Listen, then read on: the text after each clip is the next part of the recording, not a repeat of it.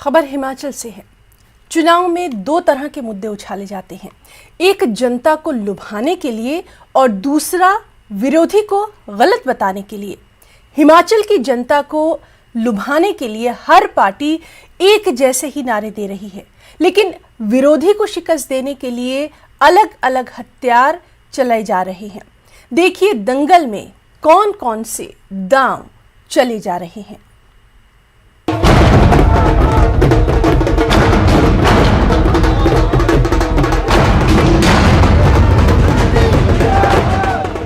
चुनाव के ऐलान होते ही नेताओं की चाल तेज हो गई है।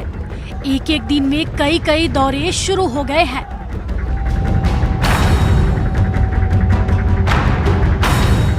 सुबह इस कोने से शुरू होती है तो शाम दूसरे कोने पर नजर आते हैं।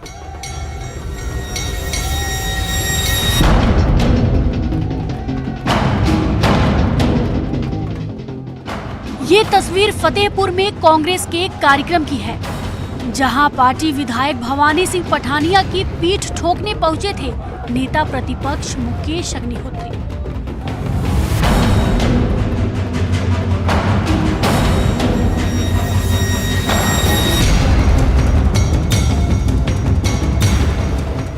अग्निहोत्री ने यहां जयराम सरकार पर कई गंभीर आरोप लगाए और एक बार फिर ये दावा किया कि कांग्रेस की सत्ता में आते ही कर्मचारियों की ओपीएस की मांग पूरी की जाएगी।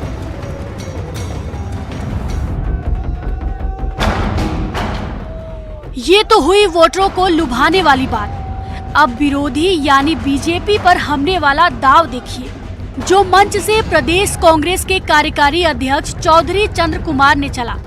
कुमार ने आरोप लगाया कि बीजेपी विरोधियों को कुचलने के लिए ईडी और सीबीआई का दुरुपयोग कर रही है, जिसने सोनिया गांधी को भी नहीं छोड़ा।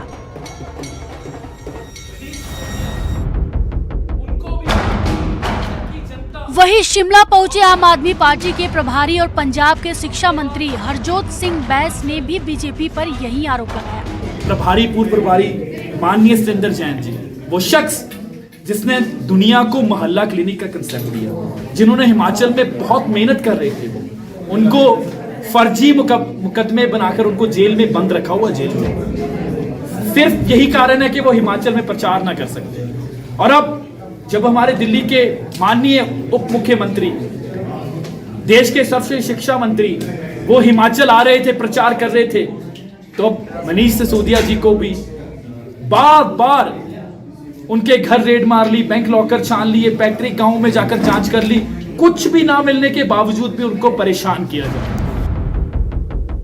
कांग्रेस और आम आदमी पार्टी सीबीआई और ईडी के बहाने बीजेपी पर हमला बोल रही है, तो बीजेपी बार बार कांग्रेस पर परिवारवाद का अस्त्र चला रही है।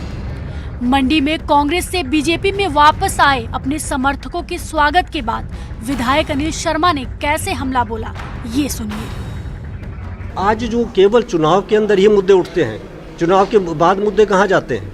सब अपने अपने इसमें चल पड़ते हैं। तो हमें मुद्दों के साथ साथ ये भी देखना है कि क्या ऐसे कार्यक्रम जो प्रधानमंत्री जी ने शुरू किए हैं, जो प्रदेश सरकार ने शुरू किए हैं, क्या उस कार्यक्रम के माध्यम से हम इस चुनौती को लड़ सकते हैं?